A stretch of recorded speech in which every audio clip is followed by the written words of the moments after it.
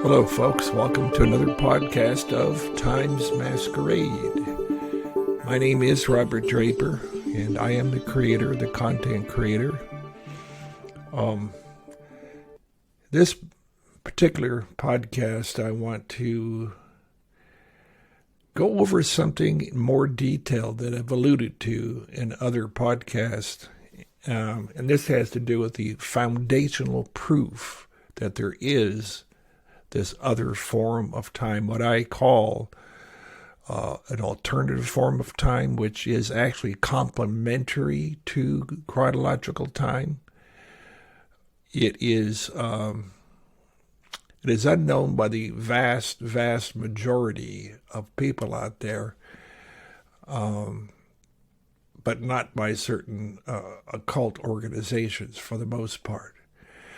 But I have said that I started this journey by finding these incredible clues on initially the jetons of Louis XIV, and then very soon thereafter, within a few months, I had started to get into the classical coins of ancient Greece, believing that this particular unique code carried over very clearly into the Greek coinage. So I wanted to do an overview of it. It's not just coinage. It's not just that.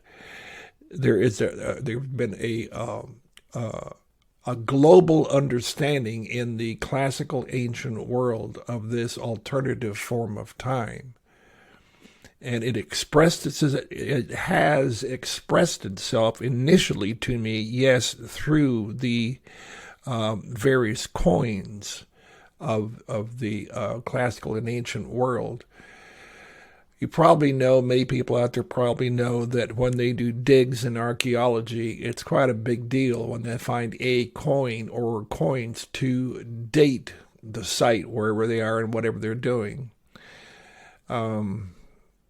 So, yes, that is important, but the proof is not just in the coinage. There has been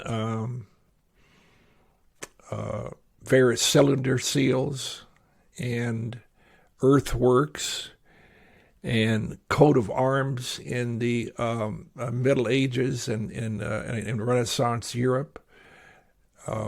They're all following along with this particular image that I have described simply as within our circle, meaning the watch face, either the clock on the wall or your wristwatch, there was meant to be something there other than what I call the magic pointing wands, meaning the second, minute, and hour hand. And that does sound kind of woo-wooey.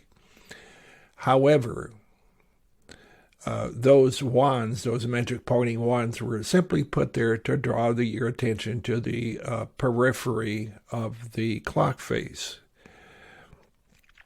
So the image that does go there, the simple, clear image, is a horizontal image within the circle, which I have taken my prerogative of coloring red, meaning earth, like Adam type thing. And then that does stand for it stands for the physical ground we walk on. That's the horizontal, and that is directly bisected by a gold line, and that is the spirit world. And the coins do show, and other mechanisms do show, that there is not a simpatico between the physical and the spirit. There is warfare going on, quite frankly.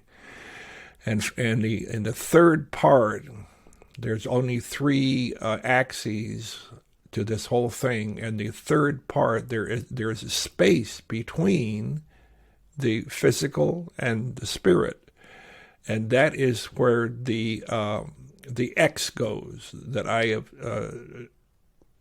am coloring blue to signify the vast majority of the Earth is taken up by ocean and water. And that does follow along with a number of prototypes that others have done also. So it's like kind of like a Michael Jackson tune, A, B, C, Do, Re, Mi, 1, 2, 3. So that is the image. And if you care to, I do have a website. It's simply called, forget my own website, timesmasquerade.com. That has the podcasts you're listening to, all of them, and I have a few videos up. At least on those few videos, you will be able to see this symbol, and it's very clear. So now I wanted to do an overview of the various media types that express this image, and they do go under a variety of names. But like the podcast title, different names, same thing. That's exactly right. And I had started out by simply using a brief synopsis of the Greeks called it Kairos time, Kairos. And its etymological roots is archery and weaving. And then I've been going on to talk about the Chinese civilization in a few thousand years ago. They called it the mandate of heaven. That was their name for this symbol, this other form of time. And finally, in the Mayans, I have a very beautiful classical symbol that they call the Hunab, which means the one God. But it has gone under a lot of different names, so I'm just using those three, so not to snow you, but I have to just kind of move on here. So it did start off for me with the coins of Louis XIV called jetons. That moved on to the coins of the classical coins of the Greek world. And that they started to appear roughly, the very earliest ones were right around 575 or so BC.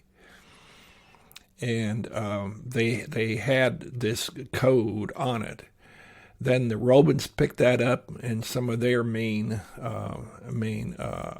iconography, as well as the Etruscans. So those are all grouped almost in the same area there, but not in the same time.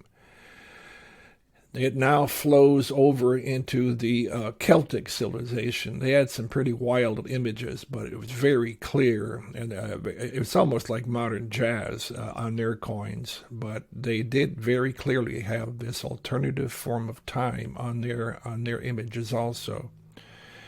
And then it went on into the coins of the Crusaders, very clearly there. And right now I'm kind of going chronological. Actually, when this country, United States of America, was founded, there were some colonial coins that came out just before actually this country was even founded, that very clearly that were put out by the Dutch East India Company. So the theme does continue, and it continues actually down into South American coins 300 or 400 years ago. This is a universal gig, very clearly. And going over into India, into the very earliest Indian civilizations, that when they started to do their earliest coins were called punch-marked coins. So what they would do, they would get molten pieces of alloyed metals, and when they were blazing hot, they'd whack them with this dye. And those are called punch-mark coins. And the image is on them. The image is on them very clearly of the Gemini twins and the brightest star in the heavens called Sirius. But it's like I say, it's not just the coins. When Napoleon went into Egypt, he rediscovered something called the Dendera Zodiac.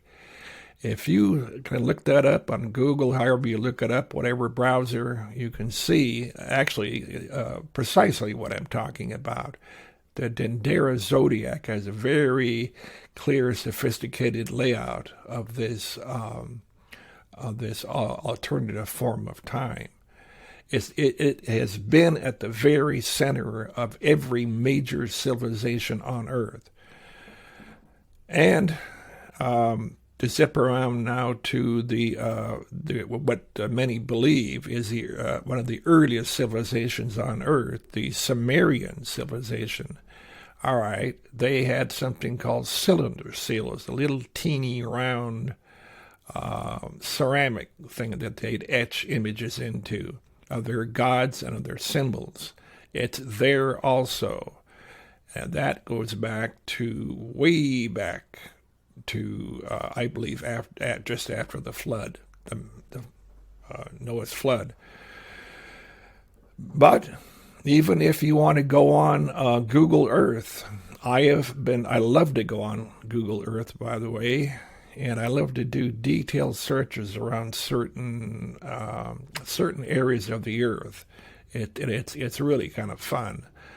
But there is one area in particular that took a number of screenshots, and it's around the Pine Gap area in northern Australia. There are literally these massive earthworks going over many miles, if seen from the air, and they have the layout of this of the horizontal, vertical, and the X there in the earthworks by whoever or whatever put them there. And Pine Gap is a fairly interesting area in intelligence circles. So there you go. But hide in plain sight, the Vatican. The Vatican also has it at St. Peter's Square. You just get a picture looking at St. Peter's Square from the air. Bingo, there it is again. It's the same thing as everything I've just been talking about. So someone or some entity or whatever's going on there, whoever designed that was right in sync with the global understanding of this thing. To zip over to the Americas, there's something called the Aztec Sunstone. It has these the circular geometry with this character's tongue sticking out right in the middle of it. That's not very appetizing, but anyway, it's called the Aztec Sunstone, and it's there too. It has survived in the coat of arms of some of the biggest European families in the Middle Ages and in Renaissance Europe. Some of the biggest, most powerful families have incorporated that as part of their insignia, their coat of arms. Also, the big stones, megalith. And they are throughout Europe and the English Isles. That is a fascinating study of the megaliths, and many of them are in circular fashion, laid out in this code. Popping over into ancient China, their ancient coinage is pretty obtuse. However, they have something called Chinese mirrors, which is a few thousand years old, and they're not precisely what we would think of as a mirror, but I guess if they were polished enough, you could get kind of a gross image of yourself. But the backside of those Chinese mirrors, bingo, once again, it flows in with the rest of the global understanding and interest in this thing. As above, so below. Also, the something called the Buddhist mandalas. That's pretty easy to Google. Look at some of the more ornate and well-done Buddhist mandalas. The same. And lastly, many people obviously know and have heard of Leonardo da Vinci. Well, I believe Leonardo da Vinci was an initiate. I believe he did understand what this whole podcast is about, or a goodly portion of it. So he did something called the Vitruvian Man, which is a very famous image. And he just simply used the body. This is borders on genius. He's a genius. But he had Vitruvian Man, and he had the guy with his arms out and his legs spread, and he used the torso. And you'll see in the Vitruvian Man, it's the same thing about this interior time. I hope this doesn't sound like a laundry list, but to me, it's extremely exciting because the ability to start understanding this time is not particularly difficult. And if you stay with me, I want to take you on some basic ways to start deciphering how to tell time this way. And there is an end game in all this, because a lot of it does swirl around what the Mayans were very, very keen about, and what we discovered in most of our lifetimes, and that is December 21st, 2012 at 11:11 a.m. Universal Coordinated Time. Something real big happened as far as a turning point for mankind. That is my take on it. The Mayans believed, it was the time the sun takes evidently a little over 25,920 years to go through all the constellations. And I believe it was a major pivot point for us and for where we are right now. Extremely unusual time. So guys, God love. Thank you for listening, and I appreciate any interest out there. Have a nice day now.